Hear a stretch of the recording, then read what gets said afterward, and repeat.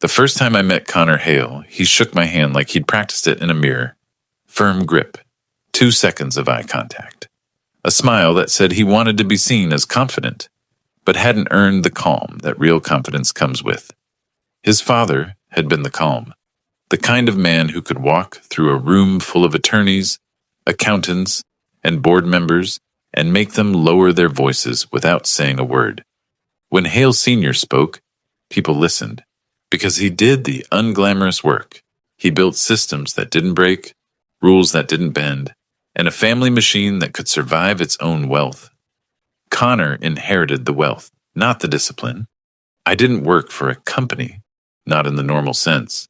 On paper, it was a private investment firm with a small staff and a sterile downtown office. In reality, it was a family office. Money management, estate administration, foundation work, and a trust structure so layered that even the attorneys sometimes had to slow down and double-check which entity they were speaking for. My title was Operations and Controls Manager. In plain English, I made sure the machine stayed compliant, that approvals were real, that transfers were documented, that conflicts were disclosed, and that nobody could casually move money just because their last name was on the building. I'd been there long enough to know the difference between arrogance and danger. Arrogance posts motivational quotes and calls it leadership. Danger asks where the audit logs are stored. Connor's first week, he did both. He called an all-hands meeting on a Monday morning. 8 of us around a conference table that looked like it had never seen a coffee stain. Connor stood at the head, sleeves rolled up like a startup founder, and said he wanted speed, simplicity, and less red tape. He looked directly at me when he said red tape. That wasn't an accident. After the meeting, he asked me to stay behind. Just me. The others filed out with polite expressions that didn't fool anyone. I stayed seated, hands folded, doing what I'd learned to do in rooms with rich people. Let them talk first. Connor leaned against the table, close enough that I could smell the expensive cologne underneath the mint. So you're the guy who keeps everything locked down, he said. I'm the guy who keeps us clean, I replied. He laughed once like it was a cute technicality. My dad trusted you, he said. That means I'm willing to trust you too. But I need you to understand something. He paused like he expected me to fill the silence with agreement. I'm not going to run this place like a museum, he continued. I need discretion. I need flexibility. I need loyalty. That last word sat in the room like smoke. I didn't argue. I didn't lecture him about fiduciary standards. I didn't quote policy. I just nodded once and said something careful. You'll have discretion, I told him, as long as we can defend it, in writing. Connor's smile tightened. He didn't like the words in writing. Then he asked the question that told me exactly what kind of problem he was going to become. Where do you keep the trust documents? He said. I didn't answer immediately, not because I didn't know, but because I wanted to watch his face while the moment stretched. Digital vault, I said. Restricted. Logged. 2-person access for anything beyond read only. He lifted his eyebrows. 2-person access? For my family's trust? For anything that changes records, I clarified. Read-only access exists for the trustees and the attorneys. Editing and uploads are controlled. Connor stared at me like I'd just told him he needed permission to breathe. That's going to change, he said. It can't, I said, still calm. Not without trustee approval. The structure is designed that way. He exhaled hard through his nose, irritated. You people are obsessed with control. No, I said. We're obsessed with accountability. Control is a byproduct. There was a beat where I could tell he was deciding what kind of person I was. Whether I'd bend, whether I'd fold if he pushed. I'd spent years watching powerful people test boundaries. Connor was just younger and less subtle. He stepped back and smiled again, but now the smile had an edge. Okay, he said. We'll talk later. And for a few days, it looked like that would be the end of it. Connor did what heirs do when they want to feel important. He changed small things first. New meeting cadence, new email templates, new titles on org charts. He hired a special advisor who used words like vision and optimization without ever saying what exactly he was optimizing. I let the cosmetic changes happen. It wasn't my job to defend a calendar invitation, but then he started requesting approvals that didn't have paper behind them. A discretionary distribution to himself, framed as reimbursement, a vendor onboarding for a consultant with no scope, a wired template update that bypassed our dual control rule. Each time I responded the same way, polite, concise, documented. I'm happy to process this once we have the trustee memo. Please route through legal and the independent trustee. I need the conflict disclosure form before we onboard this vendor. I wasn't being difficult, I was doing my job. The job his father had hired me to do. And the more I insisted on process, the more Connor started acting like process. It was personal betrayal. He stopped greeting me in the mornings. He'd walk into the office and look through me like I was furniture. When I spoke in meetings, he'd glance at his phone. When I sent control questions, he'd reply with one-word messages, like I was wasting his time. Then on a Thursday afternoon, I got a calendar invite with no agenda. Title, Quick Sync. Location, Connor's office. Attendees, me, Connor, and someone from HR I'd never met. I sat there for a few seconds, staring at the screen, feeling my stomach go cold in a way that had nothing to do with fear and everything to do with recognition. I'd seen this format before, in other companies, other people. It's the meeting where they pretend it's routine so you don't brace yourself. I closed my laptop, stood up, and walked down the hall. Connor's door was slightly open. I could hear voices inside, Connor's, and a second man's voice I didn't recognize. Low, confident. The tone of someone who'd done this many times and didn't lose sleep over it. I knocked once and stepped in. Connor looked up like he'd been waiting for a moment to perform. The HR man stood beside him holding a folder, paper, not digital, which told me they didn't want an audit trail yet. Connor gestured toward the chair across from his desk. "Have a seat," he said. I didn't sit immediately. I set my phone face down on the table, like I was choosing to be present. Connor watched me do it and smiled again, only this time it wasn't polished, it was pleased, like he thought he'd finally found the lever to make me move.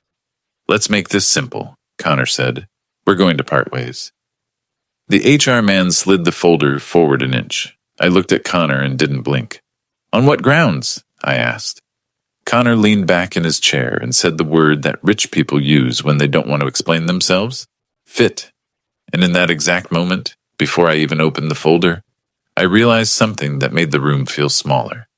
Connor didn't understand what he'd just done, because his father had built more than a trust. He'd built safeguards, and one of those safeguards had my name written into it in a way Connor had never bothered to read. The HR guy didn't introduce himself like a person.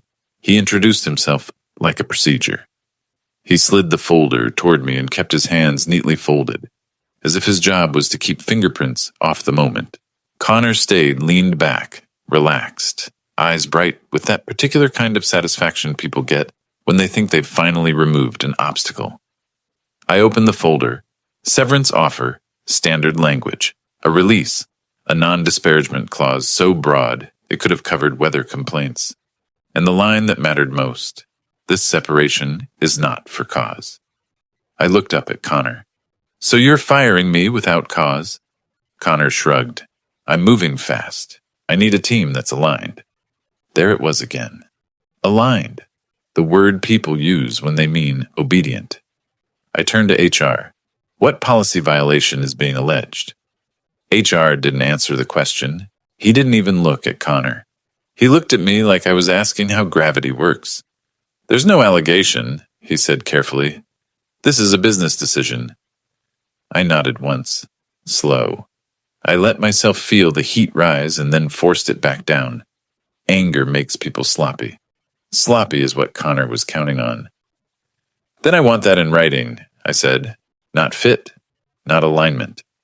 I want an email that states I'm being terminated without cause as a business decision, effective today. Connor's smile slipped for half a second. He didn't like that I wasn't begging. He didn't like that I was already building a record. HR cleared his throat. We can provide a separation letter. Good, I said, and I want a copy of my personnel file. Everything you have. Performance reviews, notes, anything added in the last 90 days. Connor laughed, short and sharp. You really think this is a courtroom? No, I said. I think it's an audit. For the first time, Connor looked uncomfortable. Not scared, not yet. Just irritated that the meeting wasn't going the way he'd pictured it. HR slid a second page forward. Your access will be disabled within the hour. You'll be escorted to collect personal items. I didn't move. Within the hour? HR nodded. That's a control breach, I said, turning my eyes to Connor. You're disabling the only person who maintains our dual control templates, evidence retention schedules, and quarterly trustee attestations with no transition plan. Connor leaned forward. Not your problem anymore. I stared at him and I let the silence stretch just long enough for him to feel it. My problem, I said calmly, is that I still have an obligation to report operational risk to the independent trustee when governance changes. That's written into our oversight protocol. Connor's eyes narrowed. You're threatening me. I'm describing the process. I corrected. The same process your father paid for. That mention of his father hit him like a slap. Connor's jaw tightened. HR shifted his weight. Uncomfortable now, because even he could tell this wasn't a normal termination. This was a power play wrapped in HR language. I signed nothing. Instead, I pulled out a pen, wrote one line on the severance cover page, and pushed it back. Received on today's date. No agreement. Requesting written reason for separation. HR's expression flickered. He didn't love that, but he accepted it without arguing, because he knew it was harmless, unless someone had something to hide. Then came the walk. Security didn't treat me like a criminal. They treated me like a liability. Quiet, polite, close enough to make sure I didn't touch anything. I grabbed my jacket, my notebook. A framed photo I kept turned slightly away from my desk so it wasn't an invitation for small talk. A few coworkers watched from behind monitors, faces blank in that corporate way that says, I'm sorry, but I'm also afraid. On the elevator down, my phone buzzed, access revocation notice. It wasn't even subtle. They killed my accounts before I reached the lobby. I stepped out into the cold air and stood there for a moment with my box in my hands, listening to the city move around me like nothing had happened. And that's when the irritation turned into something sharper, because Connor hadn't fired me to move fast. He'd fired me to remove friction. Friction is what stops bad decisions from becoming permanent. He wanted a clean path to do whatever he'd been trying to do since week one. Pull money, rewrite approvals, bypass dual control, and call it his right. I got in my car and sat there with the engine off. I didn't call anyone yet. I didn't rage text a friend. I didn't spiral. I opened my notebook because paper doesn't need access permissions, and I wrote down everything that had happened in that office in exact order. Who spoke first? What words they used?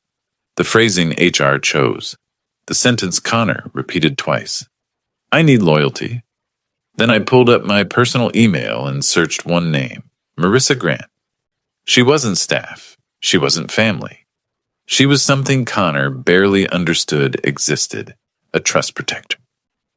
Years ago, Hale Sr. had introduced me to her in a conference room after everyone else left. It wasn't a dramatic moment, no speeches, just a quiet handshake and one sentence that had sounded almost casual at the time. If anyone ever tries to remove controls without cause, he'd said, you call Marissa, immediately. Not because you're in trouble, because they are. Back then, I thought it was paranoia. Rich men with complicated lives often build complicated defenses. Now I understood it wasn't paranoia. It was architecture. I drafted a message, short, factual, clean. No emotions, no accusations. Today I was terminated without cause by Connor Hale, in the presence of HR. Access disabled immediately. No transition. This creates material, operational risk, and governance concern. Requesting guidance on next steps under oversight protocol. I attach nothing. I claim nothing I couldn't prove. I hit send. Then I sent a second message, this one to the independent trustee's office, using the reporting address I'd been instructed to use for quarterly attestations and risk notices. Same tone, same facts, same restraint. And when I finally exhaled, the feeling that hit me wasn't relief. It was clarity. That night, I stopped thinking like an employee who'd been fired and started thinking like the person who knew exactly where the safeguards were buried. Because Connor had made one mistake he didn't even realize he'd made. He'd made it clean. No cause, no performance record, no documented violation, just ego and impatience. And in a world built on legal language, clean mistakes are the easiest ones to trigger. I drove home, set the box down by my kitchen table, and stared at my phone until the screen dimmed. Then it buzzed again. An email from Marissa Grant. 2 words in the subject line. Confirmed. Initiating. The next morning, I woke up the way you wake up after a car accident you didn't see coming. Your body fine, but your brain still trying to decide if yesterday was real. My phone had a missed call from an unknown number and one email from Marissa Grant that was so short, it felt like a threat wrapped in professionalism. Confirmed. Initiating. No explanation, no comfort, just movement. I made coffee I didn't taste and sat at my kitchen table with my laptop open, staring at a login screen that no longer recognized me. It wasn't the loss of access that hurt. It was what it represented. Connor had cut the wires on the person who documented every safeguard his father had built. I thought about the meeting in his office, the word fit, the smirk, the way he looked relieved. Like firing me wasn't a decision, it was a victory. And for the first time, the anger I'd been holding down turned inward, heavy and nauseating. Had I misread it? Had Hale Sr. really built something strong enough to survive his own son? Or had I just sent 2 emails that were about to make me look like a bitter employee who couldn't accept being replaced? That doubt is a quiet poison. It doesn't scream. It just sits in your chest and whispers that you're alone now. My phone rang again. Unknown number. I answered. "This is Marissa," a woman's voice said, calm, precise, no wasted words. "Are you in a private place?" "Yes." "Good. Do not contact Connor. Do not contact staff. Do not post anything. You will speak only to me and the trustees' council until further notice." My throat tightened. "What's happening?" A brief pause, the kind that means she's choosing how much to say because the wrong sentence can turn into a problem later. "What happened to you yesterday," she said, "matches a defined risk event in the trust governance schedule." I sat back slowly. "So it's real?" "It's real," she confirmed. "Your termination without cause, immediate access revocation, and lack of transition is a governance breach under the oversight protocol." My fingers went cold. "What does that actually do?" I asked. "Because Connor's going to say he's cleaning house. He'll call me a disgruntled employee." "He can say whatever he likes," she replied. "The trust doesn't care about feelings. It cares about process." I swallowed. "Then what's the process?" Marissa's tone didn't change, but the weight behind it did. Step 1. The independent trustee issues a hold on discretionary distributions to Connor until the governance review is complete. I didn't speak. I just listened, heart pounding, because that was the first sentence that made me understand Connor hadn't just fired me. He'd pulled a pin. Step 2, she continued, the trustees' council demands a formal record, reason for termination, supporting documentation, and confirmation of who authorized immediate access revocation. And if they don't have it, I asked. Then it escalates, she said, because the trust language treats removal of controls as an indicator of attempted interference. I stared at the table. My coffee sat there untouched, cooling like it was part of the evidence. Marissa went on.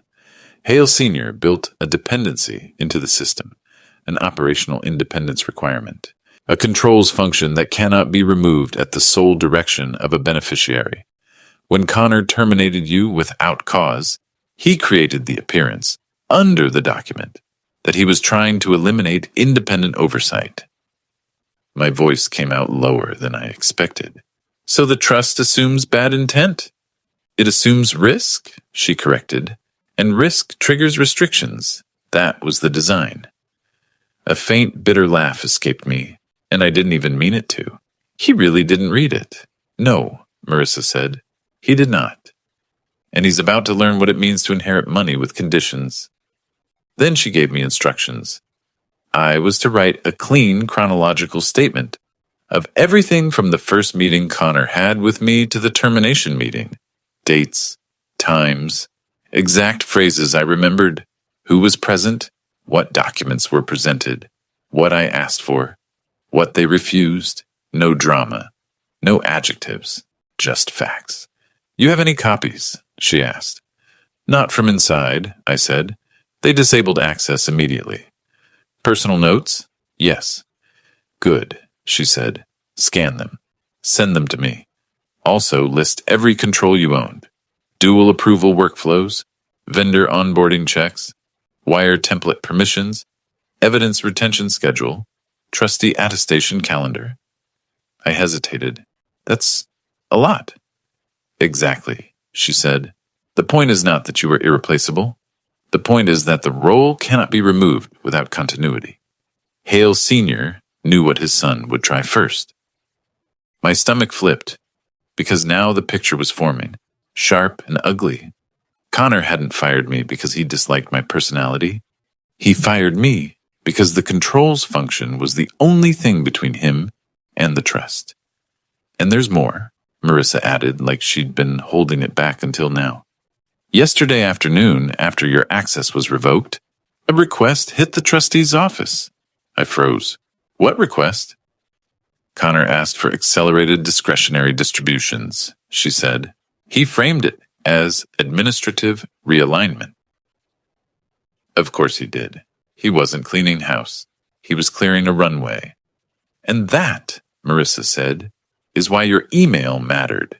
You documented the governance break before he could shape the narrative. Silence stretched between us, and in it I felt something I hadn't felt since the meeting in Connor's office. Control. Not because I had power. I didn't. I was unemployed, sitting in sweatpants, talking to a woman I'd met twice in my life. But because the system Hale Sr. built wasn't emotional, it was mechanical. And Connor had put his hand into the gears. I asked the question that had been eating me since last night. What do you need from me that nobody else can provide? Marissa answered instantly. Restraint, accuracy, and a timeline. Then quieter, but still firm. They will try to provoke you. They will try to bait you into an emotional outburst so they can paint you as unstable. I pictured Connor's smirk, the way he enjoyed control when he thought it was his. I won't, I said. Good, she replied. Because once the trustees' council sends the notice, Connor will do what people like him always do. What's that? He'll panic, Marissa said. And when he panics, he'll try to move faster. After we hung up, I sat there for a long time, staring at my notebook. My hands were steady, but my chest felt bruised, like something inside me had finally accepted the truth. I hadn't been fired for fit. I'd been removed because I was a lock, and the moment Connor couldn't pick it, he decided to break it. That was the realization that cracked something open in me. Not sadness, not self-pity. A cold, clean understanding. They thought I was gone. I wasn't. I opened my notebook, turned to a fresh page, and started writing my statement like it was an incident report. Because in a way, that's what it was. Not a personal betrayal, a governance event. And as I wrote, I kept hearing Marissa's last sentence in my head, the one that turned my stomach because it sounded like prophecy. Once the notice goes out, he'll try to move faster. And if he moved faster inside a system built on money and signatures, something was going to break. By Friday, the building I'd left with a cardboard box was in full containment mode. Marissa warned me it would happen, but knowing it intellectually didn't stop the shock of seeing it unfold in real time. At 8 in the morning, I got a forwarded notice from the Trustees' Council, sent to Connor, his special advisor, and HR. The language was clinical and brutal. A governance review had been initiated.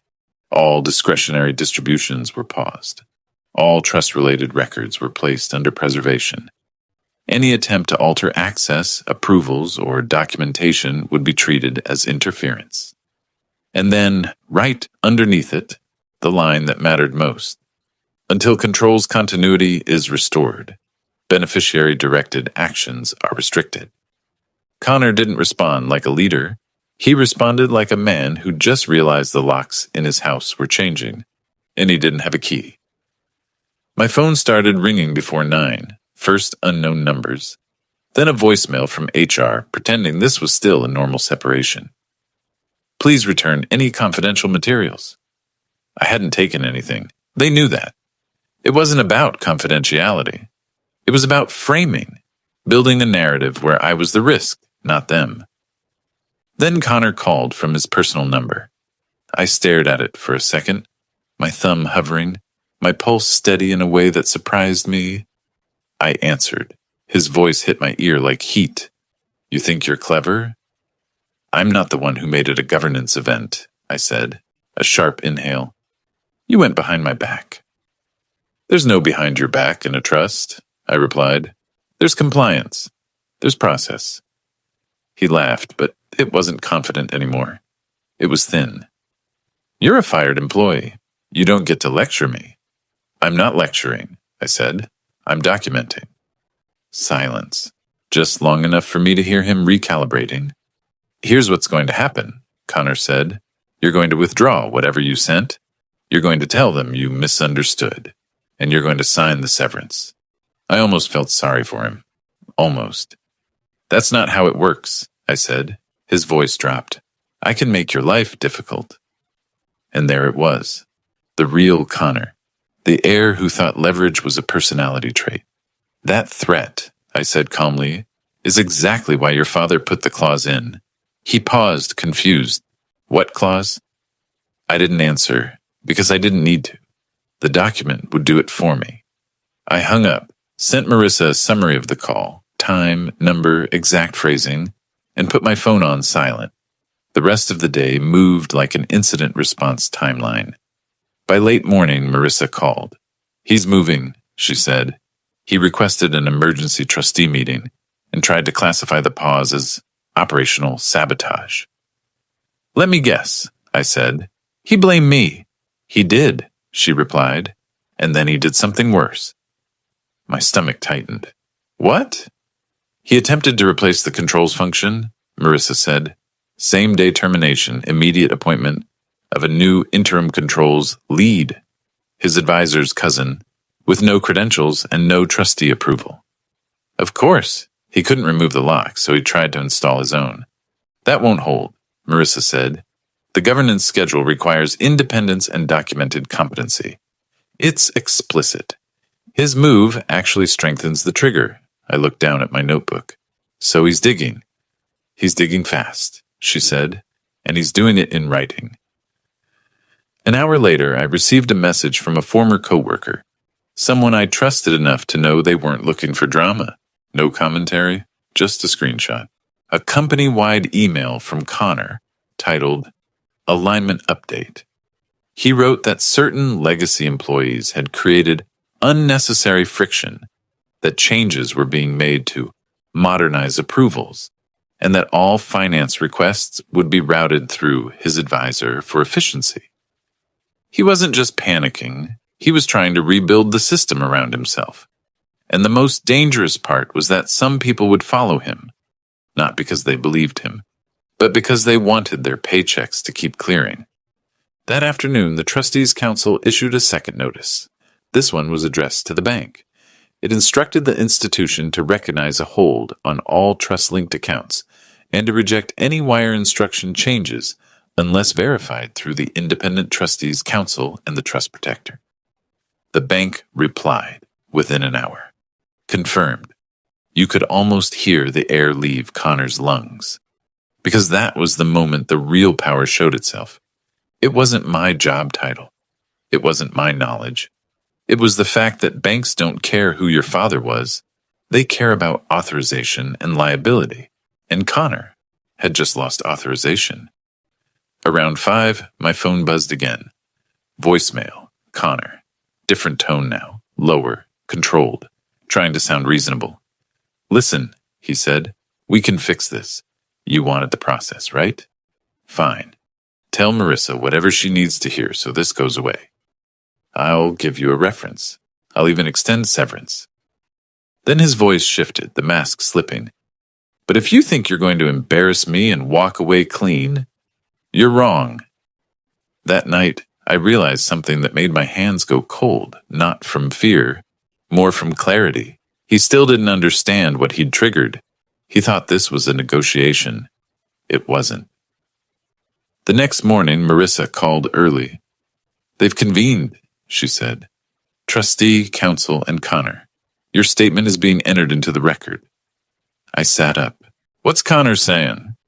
That you were disgruntled, she replied. That you were blocking innovation, that he terminated you for performance. My jaw tightened. He told HR it wasn't for cause. Yes, Marissa said, and counsel asked for the supporting performance documentation. I didn't have to ask what happened. There isn't any, she continued. No plan, no warnings, no reviews. Just the word fit.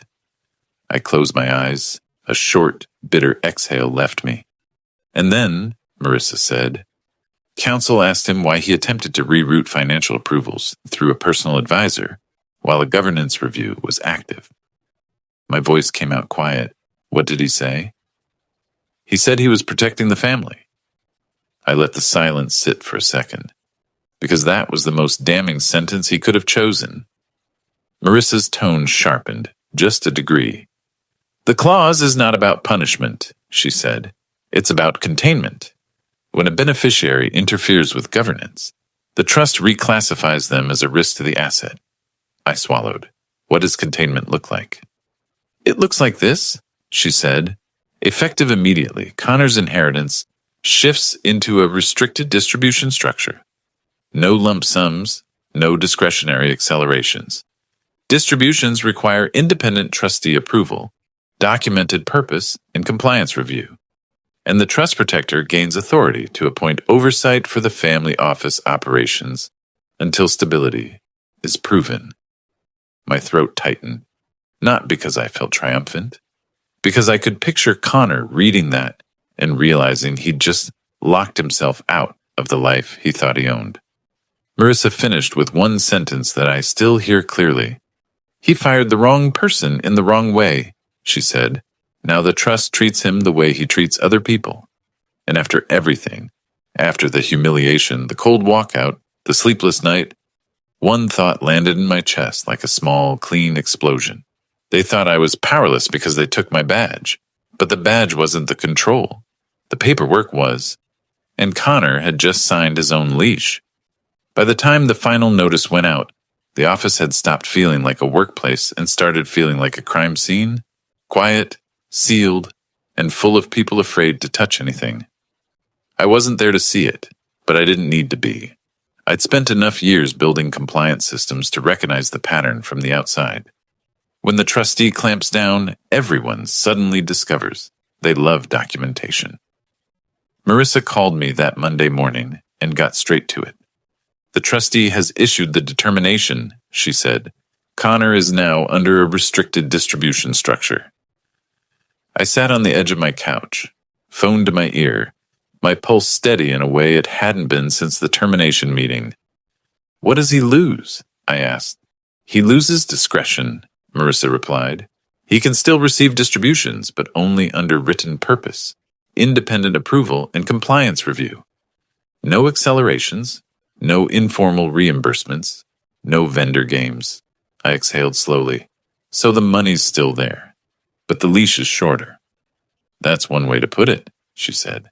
The trust language calls it protective administration. Protective administration, a polite phrase for you can't be trusted with your own inheritance. Marissa continued. The family office operations are also under interim oversight. The trustees' council will appoint an independent controls lead until continuity is restored. I swallowed. And me? A brief pause. Not hesitation. Calculation. You were removed without cause during a governance transition, she said. The trustees' council wants to remediate the breach. They've authorized a settlement offer and a reinstatement option. I didn't answer immediately. 6 months ago, I would have taken reinstatement without thinking. I'd been loyal.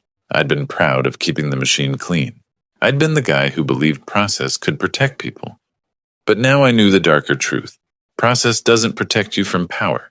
It protects you from lies after power has already hit you. I don't want to go back, I said. Marissa didn't sound surprised. Most people don't, once they've been treated that way. What's the settlement look like? I asked. She gave me the outline. Not numbers. Not yet. But the structure was clear. Separation pay, neutral reference language, legal fees coverage, and, most important to me, a formal written correction of the record. Yeah, a letter acknowledging I was terminated without cause, and that no misconduct was found. Reputation is currency in that world. Connor had tried to bankrupt mine. I wanted it restored on paper. And Connor? I asked. Marissa's answer was calm. He's furious. I almost laughed, but it came out as a breath, because it wasn't funny. It was predictable. Connor didn't feel regret. He felt humiliation. To him, consequences were something other people got. Has he tried to reverse it? I asked. He demanded an appeal, Marissa said. He threatened to sue the trustee. He threatened to replace counsel. He threatened to expose everyone involved. And every threat became a line in the record, she said, which is exactly how this trust was designed to handle him. There was a moment of silence where I could almost picture Hale Sr. sitting across a conference table, years ago, quietly building a system that assumed his son would someday become a problem. Not because he hated him, because he knew him. Marissa said, "There's one more thing." What? The inheritance clause, she said, is now formally marked as triggered. That designation doesn't go away quickly. It requires a sustained demonstration of compliance and stability over a defined period. How long? I asked. Measured in years, she replied. Years. Connor had fired me in 10 minutes like he was swatting a fly, and in doing it the wrong way, he'd altered the shape of his own life for years. That afternoon, my attorney received the settlement packet. I read it line by line, calm and surgical, like I was reviewing an incident report. Everything I cared about was there. Termination without cause. No findings of misconduct. No admission of wrongdoing by me. Non-disparagement mutual, meaning Connor couldn't smear me without triggering consequences, and a neutral reference that would survive any future tantrum. I signed. Not because I was eager to take money and disappear, because I wanted the world to see the truth, the only way Connor respected, in formal language, on official letterhead. 2 days later, I got one final call from Connor. This time he didn't yell. He didn't threaten. His voice was flat, almost stunned. You did all this, he said, over a job. I could hear it in the way he said job, like it was something small, something beneath him, something not worth the chaos. I let the silence hang for a second. It wasn't over a job, I said. It was over governance, he scoffed weakly. Governance. You really believe in that crap? I believe in consequences, I replied, and your father did too. A beat. Then his voice sharpened. You think you won? I looked around my apartment. Quiet, ordinary, mine. No glass office, no family name, no inherited power. And I realized the answer was more complicated than victory. I think I got my life back, I said. He exhaled hard like he wanted to say something nasty but couldn't find a line that would land anymore. "You're going to regret this," he muttered. I didn't raise my voice. I didn't insult him. I didn't even sound angry. "No," I said. "I'm going to remember it." Then I hung up. A month later, I met Marissa for coffee in a place neither of us would normally choose. Too loud, too casual, too human for trust people. She slid a thin envelope across the table. Inside was a copy of the trustee's final determination and one extra page.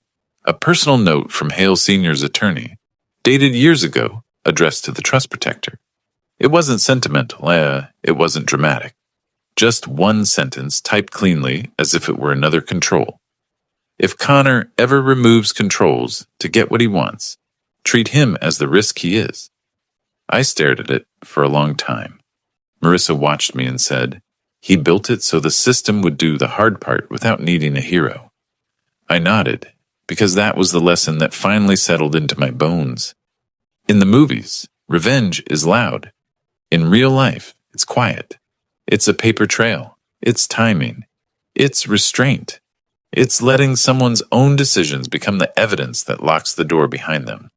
And the educational truth, the part I wish someone had told me when I was younger, was painfully simple. Power doesn't fear anger. It fears documentation. If you work in a place where one person can rewrite reality with a smile, you don't protect yourself by being louder. You protect yourself by making sure the record exists. Connor thought firing me meant I was gone. But the system his father built didn't need me to be powerful. It just needed me to be precise. And when Connor tried to turn a family trust into his personal wallet, the trust did what it was designed to do. It contained the risk. He spent his whole life thinking inheritance meant ownership. Now he knows the difference.